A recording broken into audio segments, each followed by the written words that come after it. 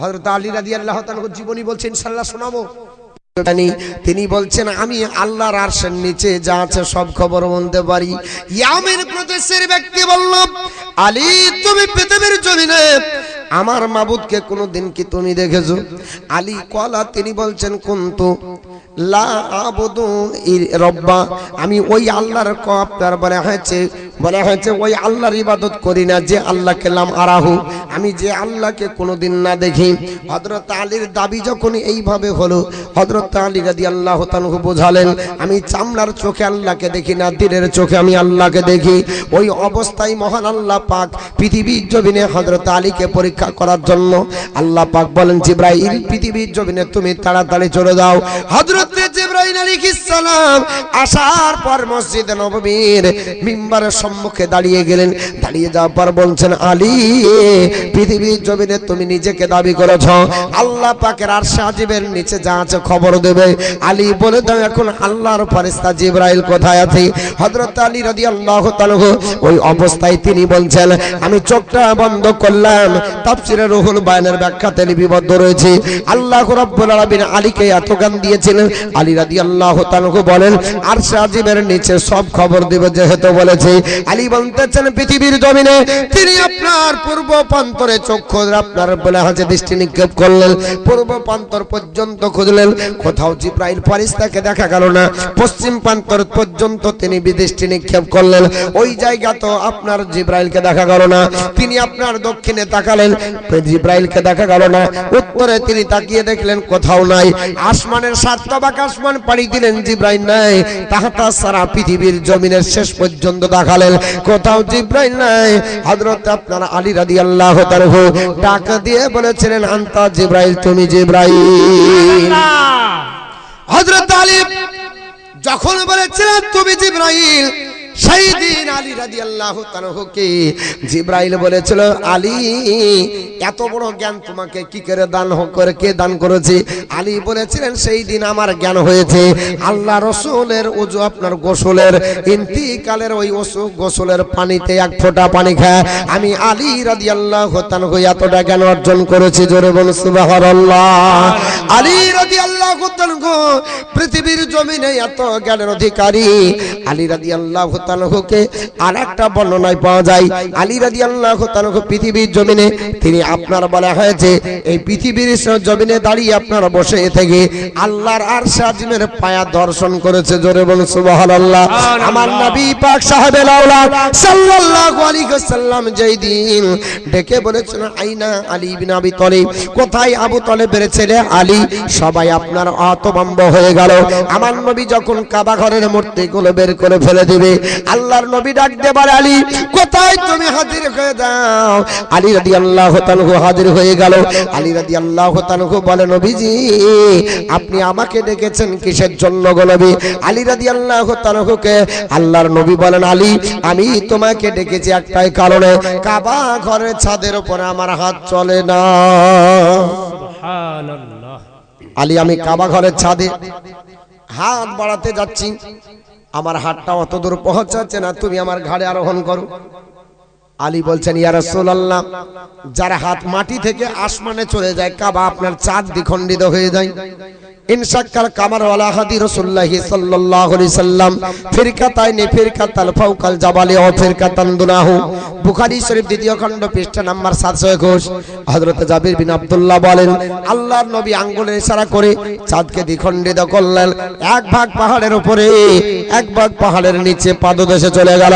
ইয়া রাসূলুল্লাহ আপনি মাটিতে দাঁড়িয়ে আকাশের চাঁদকে দ্বিখণ্ডিত করতে পারেন, আর আপনি বলছেন আজকে আলীর হাত না হলে এই কাবা শরীফের ছাদ পর্যন্ত পৌঁছাবে না। ওগো নবী আপনার হাত যাবে না, এটা আমার কেমন মনে হচ্ছে। ইয়া রাসূলুল্লাহ ইয়া হাবিবাল্লাহ আপনার হাতটা তো কাবা শরীফ কেন আসমান পর্যন্ত চলে যাবে। আমার রাসূলুল্লাহ ডাক দিয়ে বলে আলী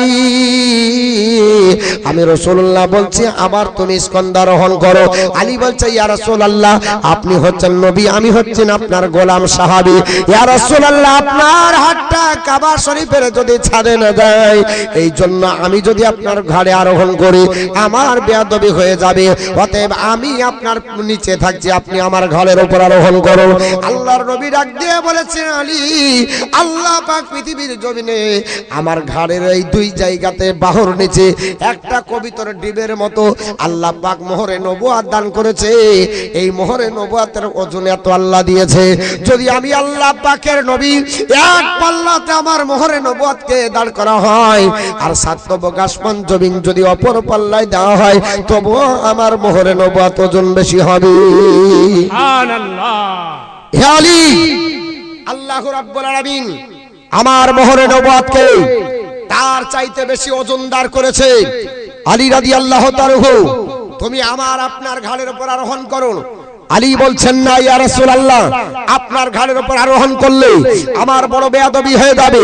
নবী বলছেন, আলী, আমি তোমার উপর যদি আরোহণ করি পিপীলিকার মতো তুমি পদদলিত হয়ে যাবে। আলী, তুমি আমার স্কন্ধে আরোহণ করো। আলী রাদিয়াল্লাহু তাআলা ওই অবস্থায় যখন নবীর ঘাড়ের উপর আরোহণ করলেন, নবী জিজ্ঞাসা করেন, আলী, এখন তুমি কত দূরে আছো?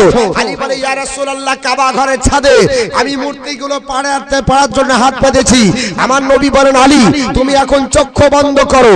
আলী রাদিয়াল্লাহু তাআলা বলেন, আমি চক্ষুটা বন্ধ করলাম, খোদার কসম করে বলি। আমাকে নবী জিজ্ঞাসা করে, আলী, এত এখন কত দূরে?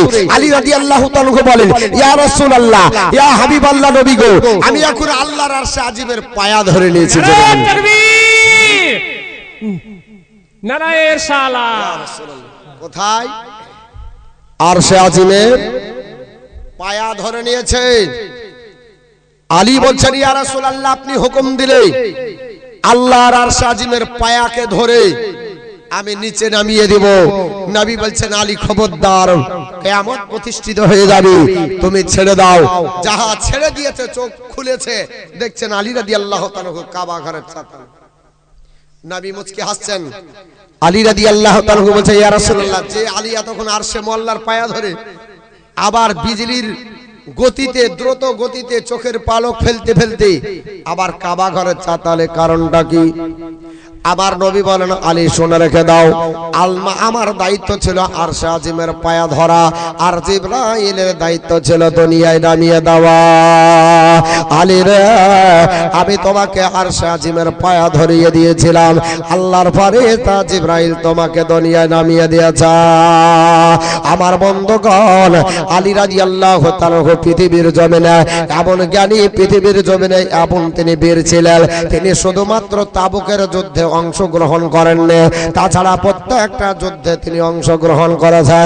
তিনাকে আপনার শেরে খোদা বলা হয়। তিনি হচ্ছেন আল্লাহর বাগ। আল্লাহর নবী সাল্লাল্লাহু আলাইহি ওয়াসাল্লাম খয়বারের প্রান্তরে যুদ্ধের সময় বলেছেন, হাদিসটি বুখারীতে লেখা আছে এবং মুসলিমে লেখা আছে, তিরমিজি আছে এবং মিশকাত শরীফে লেখা আছে। বুখারী শরীফ প্রথম খণ্ড পৃষ্ঠা নাম্বার 525 এর মধ্যে আল্লাহর নবী বললেন, আবু বকর, তোমাকে খয়বারের যুদ্ধে যেতে হবে, খয়বারের যুদ্ধ করে তোমাকে বিজয় পতাকা উত্তোলিত করতে হবে। হযরত আবু বকর খয়বারের যুদ্ধে তিনি গেলেন বটে, কিন্তু বাবা খয়বারের যুদ্ধে বিজয় পতাকা উত্তোলন করতে পারলেন না। আমার নবীর কাছে এসে বলছেন, নবীজি, আমি ব্যর্থ হয়ে গেলাম, খয়বারের যুদ্ধে আমি বিজয় লাভ করতে পারলাম না। আমার নবী বলছেন, আবু বকর, তুমি থেকে যাও, তোমাকে যেতে হবে না। দ্বিতীয় দিন পাঠালেন উমর রাদিয়াল্লাহু তাআলা কে, বলে, উমর, তোমাকে খয়বারের যুদ্ধের জন্য হেড অফ দা ডিপার্টমেন্টে আমি সেনাপতির দায়িত্ব দিয়ে খয়বারের যুদ্ধে পাঠাতে চাই। ওমর রাদিয়াল্লাহু তাআলা দ্বিতীয় দিন গেলেন, খয়বারের যুদ্ধে তিনি যুদ্ধে বিজয় লাভ করবেন। আল্লাহর নবী দ্বিতীয় দিন আবু হযরত উমরকে পাঠান। উমর রাদিয়াল্লাহু তাআলা খয়বারের যুদ্ধে গেলেন বাবা, কিন্তু উমর রাদিয়াল্লাহু তাআলা যুদ্ধ করার পরে তিনি আবার যুদ্ধকে বিরত রেখে নবীর দরবারে হাজির। ইয়া রাসূলুল্লাহ, ইয়া হাবিবাল্লাহ নবী গো, আমি উমারের দ্বারা সম্ভব হবে না। নবী এই করে ওসমান গনিকে পাঠালেন। 3 দিন পর পর হয়ে গেল, আল্লাহর নবী কাউকে কিছু বললেন না। 3 দিন পরে চতুর্থ দিন যেদিন হবে রাত্রিকালে এশার নামাজের পরে নবী বলছেন, এ আমার সাহাবীরা, লা উতিয়ান্না রায়াতান গাদান রাজুলান ইয়াত্তাহুল্লাহু ইয়াদাল্লাহি, আপনার বলা হয়েছে ইউহিব্বুল্লাহু ওয়া রাসূলুহু।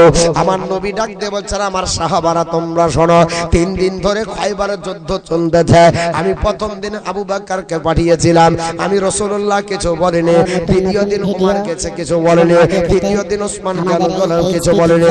আমি রাসূলুল্লাহ বলতেছি, আগামীকাল চতুর্থ দিন হবে। আগামীকাল যুদ্ধের ময়দানে আমি এমন একজন ব্যক্তিকে সেনাপতির দায়িত্ব দিব, যার হাতে আপনার ইসলামের পতাকা উত্তোলিত হবে। আল্লাহ পাক তার হাতের বদৌলতে ইসলামের বিজয় পতাকা উত্তোলন করবে, যাকে আমিও ভালোবাসি, রাসূলও ভালোবাসি। সুবহানাল্লাহ। সাহাবা کرامরা বলল, আল্লাহর নবী আল্লাহ আর 2 জন ব্যক্তি তারা ভালোবাসে। কোন ব্যক্তি হবে? আল্লাহর নবীর কোন পেয়ারা সাহাবী গো, যাকে আল্লাহ ভালোবাসে, রাসূলও ভালোবাসে। এই আপনার সৌভাগ্য মণ্ডিত কোন সাহাবী হবে? কোন আপনার বলা হয়েছে ব্যক্তি হবে যাকে আল্লাহ ভালোবাসে, রাসূলও ভালোবাসে? আল্লাহ রাসূল যদি ভালোবাসে, তার বিজয় তো হতে আপনার অনিবার্য, কারণ তার হাতে বিজয় হয়ে যাবে। আকাশ বিদীর্ণ হতে পারে, চন্দ্র গ্রহণ লাগতে পারে, সূর্য পূর্ব দিক থেকে না উঠে পশ্চিম দিক থেকে উঠতে পারে, পৃথিবী ফেটে যেতে পারে, অল্টারনেট পৃথিবীর সবকিছু হতে পারে, কিন্তু নবী মুহাম্মদের কথার পরিবর্তন হবে না। আমার নবী 3 দিন চুপ থেকেছেন, নবী 3 দিন কথা বলেননি। আজকে নবী বলেছে, আগামী কালে এমন একজন ব্যক্তির হাতে ইসলামের পতাকা তুলে দেব, যার হাতের বদৌলতে ইসলামের পতাকা উত্তোলিত হবে, বিজয় আপনার সংগঠিত হবে। সমস্ত সাহাবীরা বলছে, কোন সৌভাগ্যবান ব্যক্তি? এই ব্যক্তি যদি যায়, আমার নবীর কথা পরিবর্তন হবে না, অবশ্যই তার হাতের বদৌলতে বিজয় সংগঠিত হবে। সবাই চাতক পাখির ন্যায় থেকে গেল, রাত্রিতে ঘুম নাই, ফজরের আজান হচ্ছে। সবাই কিন্তু আপনার দলে দলে এসে মসজিদে নববীতে হাজির। আল্লাহর নবী মসজিদে নববী ফজরের আজানের পরে তিনি ইমামতি করলেন। নবী মুসাল্লা থেকে বেকার হয় আপনার ঘরে। আল্লাহর নবী ডাক দিয়ে বলেন, এ আমার সাহাবারা তোমরা শোনো, পৃথিবীর জমিনে এমন কোন ব্যক্তি আছে আমাকে খোঁজ দেবে? আইনা আলী ইবনে আবি তালিব, কোথায় আমার আবু তালেবের ছেলে আলী? আল্লাহর নবীকে সাহাবারা বললেন, ইয়া রাসূলুল্লাহ, ওগো নবীজি, আলীকে কেন খুঁজতেছেন? আমার নবী বলেন, আলীকে খুঁজতেছি, আমি আলীর দরকার আছে। ফাকালু, সবাই বলল, ইয়াস্তাকি আইনাইহি, ইয়া রাসূলুল্লাহ, ইয়া হাবিবাল্লাহ, ওগো নবীজি, আলীর চোখে যন্ত্রণা হয়েছে, আলীর চোখে অসুখ হয়েছে নবীজি, এই জন্য আলী আসতে পারছে না। আল্লাহর নবী বললেন, ফাকালা, আল্লাহর নবী বলেন, ফারসিলু ইলাইহি ফাতুনি বিহি, এরা আমার সাহাবারা তোমরা চলে যাও, যাওয়ার পর আমার আলীকে তোমরা ডেকে আমার কাছে নিয়ে আসো। হযরত আলীকে ডাকার জন্য সাহাবা کرامরা যখন পাঠানো হলো, হযরত আলী রাদিয়াল্লাহু তাআলার কাছে আপনার সাহাবা کرامরা গেলেন। যাওয়ার পরে ফালাম্মা জা, হযরত আলী রাদিয়াল্লাহু তাআলা যখন নবীর কাছে আসলেন, বাসা কাফি আইনাইহি, আল্লাহর নবী লাভে দিখাল থুতু মুবারক বের করে হযরত আলীর চোখে দিয়ে দিলি। হযরত আলীর চোখে দিয়ে দিলেন, বলা হচ্ছে বাসা কাফি আইনাইহি, হযরত আলীর চোখে জামনি দেওয়া। ওয়া দাআলাহু, এবং নবী আলীর জন্য দোয়া করলেন। ফা বারা, সঙ্গে সঙ্গে আলীর আপনার দীর্ঘদিনের যে যন্ত্রণা করা রোগ, আপনার চোখ ওঠা রোগ সঙ্গে সঙ্গে ভালো হয়ে গেল। বলা হচ্ছে হাত্তা লাম ইয়াকুন বিহি ওয়াজউন, হযরত আলীর চোখ আগে যা পাওয়ার ছিল তার চাইতে বেশি হয়ে গেল। জোরে বলুন সুবহানাল্লাহ। হযরত আলী রাদিয়াল্লাহু তাআলাকে নবী জড়িয়ে ধরে বললেন, আলী, আমি তোমার জন্য দোয়া করছি, আমি রাসূলুল্লাহ তোমার প্রতি রাজি আছি, হে আল্লাহ তুমি আলীর প্রতি রাজি হয়ে দাও। একখানা তরবারি হাতে দিলেন, একখানা তরবারি খাপে দিলেন, নিজের পাগড়ি মুবারক বের করে হযরত আলীর মাথায় বেঁধে দিয়ে নিজের আপনার বলা হয়েছে যুদ্ধের বর্মা আলী রাদিয়াল্লাহু তাআলার গায়ে দিয়ে বললেন, আলী যাও, আমি রাসূলুল্লাহ বললাম তুমি বিজয় সংগঠিত করবে, তুমি আপনার ওই আপনার আল কামিস যে আপনার দুর্গ, সেই দুর্গ আপনার তুমি যাওয়ার পর বিজয় সংগঠিত করবে খয়বারের প্রান্তরে। তোমাকে আল মুনজির, তোমাকে যুদ্ধের ময়দানে পারবে না, মেহরাব তোমার কাছে পরাজিত হবে। হযরত আলী রাদিয়াল্লাহু তাআলা বলেন, খোদার কসম করে বলি, আমি আপনার শুধুমাত্র যুদ্ধের ময়দানে খয়বারের প্রান্তরে এক একটা দুর্গের কাছে, এক একটা দুর্গের কাছে উপস্থিত হয়েছি, তরবারি বের করার আগেই দখল হয়ে গেছে। সুবহানাল্লাহ। তরবারি বের করার আগে এই দখল। শুধুমাত্র আল কামিস যে দুর্গ, ওটাই শুধু আমাকে যুদ্ধ করতে হয়েছিল। কিন্তু যখন ঢাল ভেঙে যায়, সেই কেল্লা আমি হাতে ধরেছিলাম, আলী রাদিয়াল্লাহু তাআলার শক্তি সঞ্চিত হলো। কেল্লা আপনার লোহার পাল্লা, সে যুদ্ধ করেছিলেন, তো যুদ্ধ করার পরে ফেলে দিয়েছিলেন, তো কয়েক গজ মাটিতে ডুবে গেছিল, ঢুকে গেছে। সুবহানাল্লাহ। যুদ্ধের ময়দানে নবী বললেন, আলী কেমন করে যুদ্ধ করলে একটু দেখাও তো। তুমি যে যুদ্ধ করলে, তোমার ঢাল ভেঙে গেছিল, তো কি নিয়ে যুদ্ধ করলো? বলে, ইয়া রাসূলুল্লাহ, আমি ওই যে দুর্গ, সেই লোহার কেল্লার আমি কপাট নিয়ে করেছিলাম। নবী বলছেন, একটু তুলো তো। হযরত আলী তুলা তো দূরের কথা, লড়া তো পারে না। আলী রাদিয়াল্লাহু তাআলা মুখটা একবারে ছোট হয়ে গেছে, বলছেন, যে যুদ্ধ করলাম কেল্লা নিয়ে, সে কেল্লা এখন লড়াতে পারছি না। 70 জন সাহাবী লেগেছিল, তবুও লড়াতে পারেনি। আলী রাদিয়াল্লাহু তাআলা তো দূরের কথা, আরো 70 জন সাহাবী দিয়েও পারা পেরেছিল না। ওখানে আলী রাদিয়াল্লাহু তাআলাকে নবী বলেছেন, আলী ওটা তোমার শক্তি না, ওটাই হচ্ছে আতাই শক্তি, ওটা আমি রাসূলুল্লাহর শক্তিতে তুমি যুদ্ধ করেছিলে। যাই হোক বাপ, নবীর যদি শক্তি আপনার আমার মধ্যে থাকে, নবীর মহব্বত যদি আপনার আমার মধ্যে থাকে, পৃথিবীর কোন শক্তি আপনাকে আমাকে পরাজিত করতে পারবে না। পারবে? একটু জোরে বলুন, পারবে? একটাও কোন শক্তি আপনাকে আমাকে পরাজিত করতে পারবে না। যাই হোক বাপ, আমি ইনশাআল্লাহ একটা একটা করে হযরত আলীর ইলমে গায়ব আছে কিনা, হযরত আলীর কারামত সম্পর্কে ইনশাআল্লাহ আলোচনা করব। হযরত আলী রাদিয়াল্লাহু তাআলা বলেন, পৃথিবীর জমিনে খুব অল্প বয়সে নবী বলেছিলেন, রোমে তোমাকে যেতে হবে, ওইখানে বাদশা নাই, কাজীর পদে তোমাকে অধিষ্ঠিত করলাম। কিসের পদে? কাজী। কাজী মানে বিচারক। আমার মতো মতিউর রহমানকে নিয়ে এসে যদি মুফতির মসনদে বসিয়ে দেয়া যায়, হবে?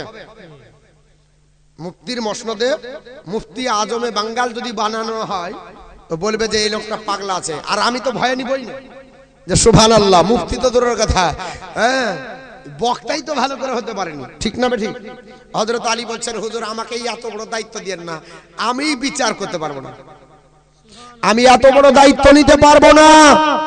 নবী বলছেন, আলী তুমি চিন্তা করো না। বলছেন, না হুজুর, আমাকে ছোটখাটো পদ দেন, আমি ওই রকম কাজে নিয়োগ হতে চাই না। নবী জড়িয়ে আলীকে ধরলেন, বুকের সঙ্গে বুক মিলালেন।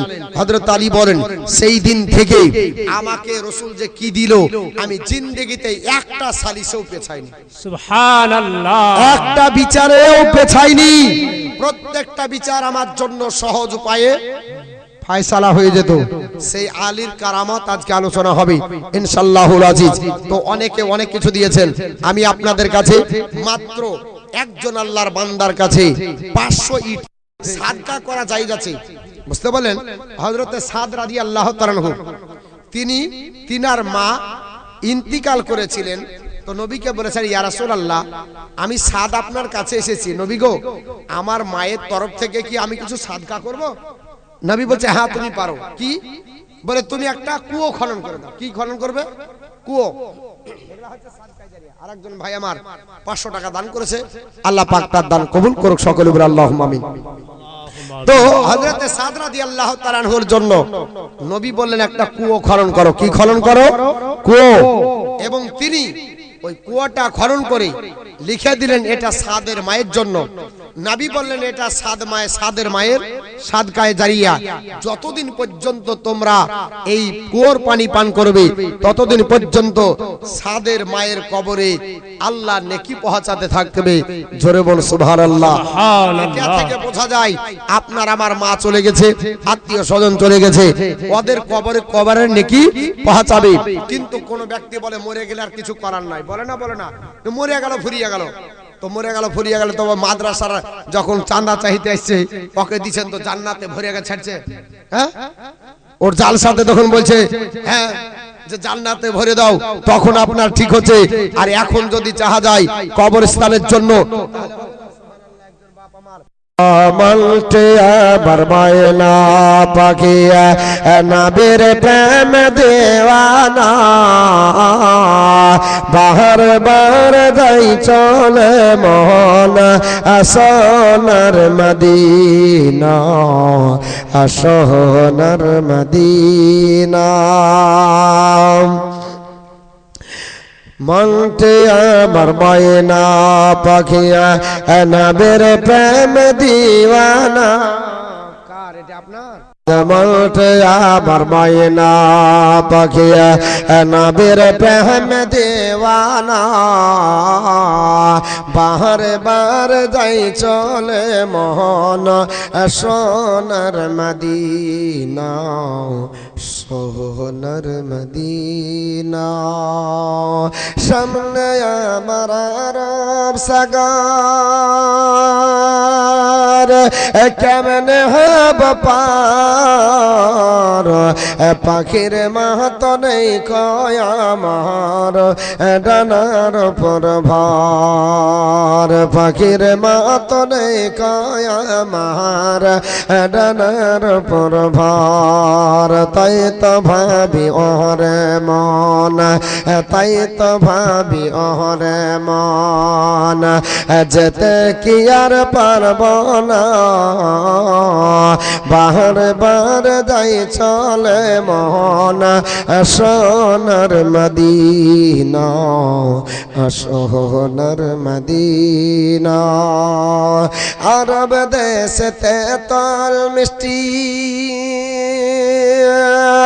মিষ্টি খেজুর বেদানা, আরব দেশে তল মিষ্টি মিষ্টি খেজুর বেদানা, আবে জমজমার মিষ্টি খেয়ে